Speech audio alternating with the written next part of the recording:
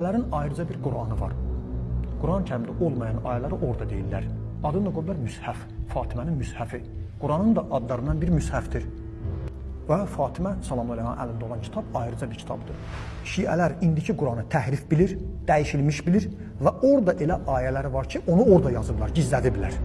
Mən özüm evimdə və sizin evinizdə, məscidlərimizdə üstümüzdə saxladığımız Quranlara baxın, bir Quran tapın ki, bu yalandır. Araşdırın bunu. Bu yalandır. Bu böyük bir böhtandır. Bu haqsızlıqdır. İki, elə bir hakim, hakimiyyətdə olan insan yoxdur ki, onun adı, atasının adı o kitabda yazılmasın. Bu, Biharul Ənvarda nəql olunmuşdur. Hələ bu nədir?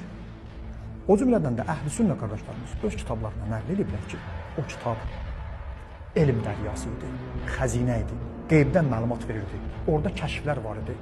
O kitabı da heç də öyrənməklə, 6 aylıq müəllim yanına, ustad yanına gedib öyrənməklə olan elmlər yox idi. Orada qeyb elmləri var idi. Miqdarı, səhifəsi nə qədərdir? Əhl-i Beyt imamlarımızdan, Allahın salamı olsun onlara soruşduqda, imamlarımız buyururlar ki, Müshəf əlinizdə olan Qurandan 3 bərabərindədir. İndi o kitab kimdədir? Əqidəmiz budur və indi hal-hazırda o kitab zamanımızın imamı, 12-ci İmam Mehdi əleyhissalamın yanındadır. Bəli. İmam Mehdi əleyhissalam gələndə o kitabı gətirəcək.